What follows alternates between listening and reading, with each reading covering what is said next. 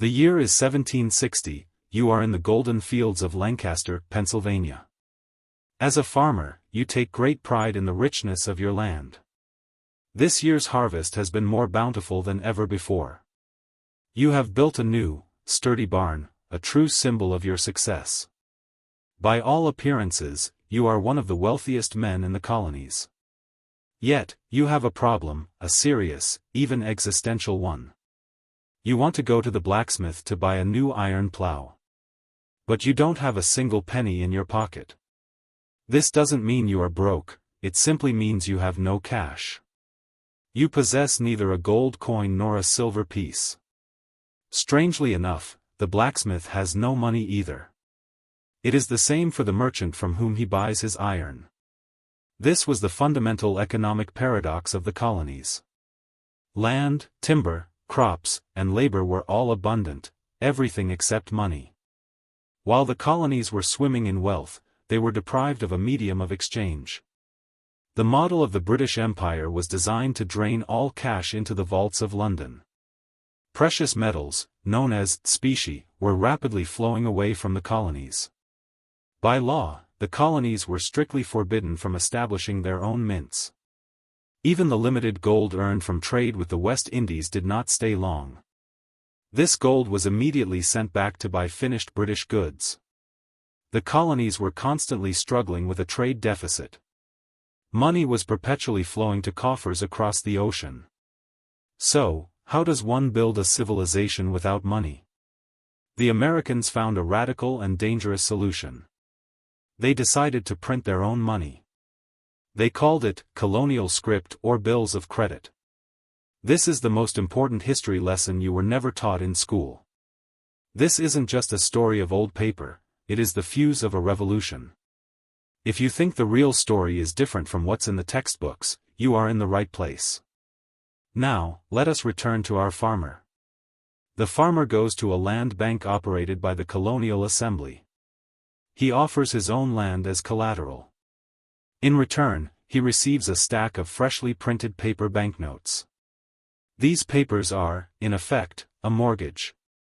They are backed not by gold, but by the real productive power of Pennsylvania's soil. He takes this money and goes to the blacksmith. He buys his plow, the paper money completes its first mission. The blacksmith uses this money to pay his debt to the iron merchant. The merchant makes a payment to the ship captain. And the captain pays his taxes using this paper. The script circulates throughout the entire economy like a lubricant. It unlocks real wealth and enables exchange. The colonial government accepts this money for all public payments. Because it is supported by trust and production, it maintains its value. As Benjamin Franklin said, this system was the engine of prosperity for the colonies.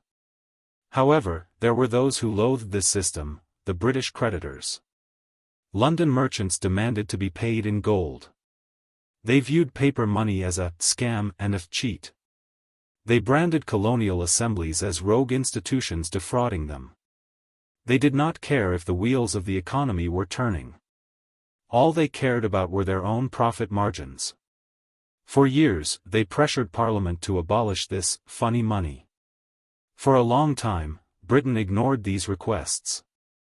But in 1763, everything changed. The 7 Years' War had ended, and Britain emerged victorious.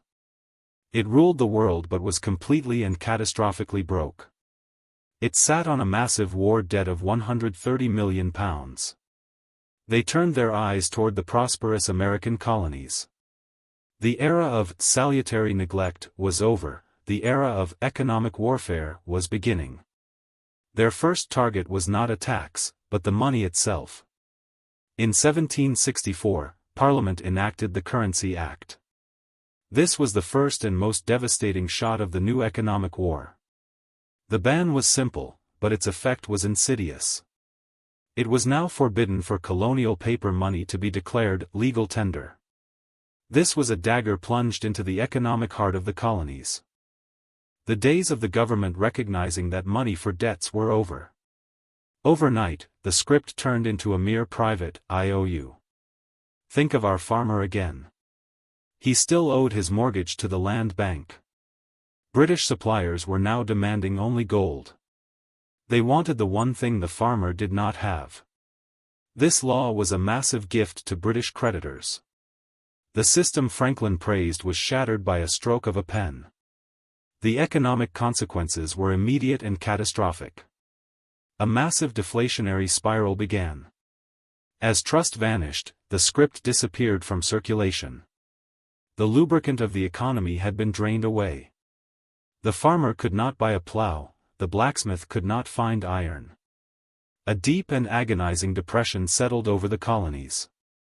This was not an accident, it was a policy. Benjamin Franklin testified before Parliament in London. He explained that the scrip was not a cheat, but a necessity. His warnings were ignored, arrogance prevailed. The colonies had fallen into a trap, trade seized up, and unemployment skyrocketed. Into this economic ruin, the Stamp Act of 1765 was dropped like a firebomb. This was not just a tax, it was a demand for the impossible. The tax had to be paid in gold, the very thing the Currency Act had drained away. It was like demanding blood from a corpse. It was proof that the colonies were to be plundered, not governed. And at that moment, the true fires of revolution began to burn. The explosion of rage was instant, the Sons of Liberty were formed. They were not abstract philosophers, but men whose livelihoods had been stolen. Their anger was raw, economic, and personal. They leveled the office of the stamp distributor, Andrew Oliver. This scene was repeated with great coordination in every colony. Colonial leaders knew the real weapon was economic warfare. They organized the first major boycott, the non-importation agreements. The faucets of money flowing to Britain were completely shut off. The Currency Act of 1764 is the most important yet forgotten cause of the revolution. Revolution was born from money before it was born from bullets. This is your true story.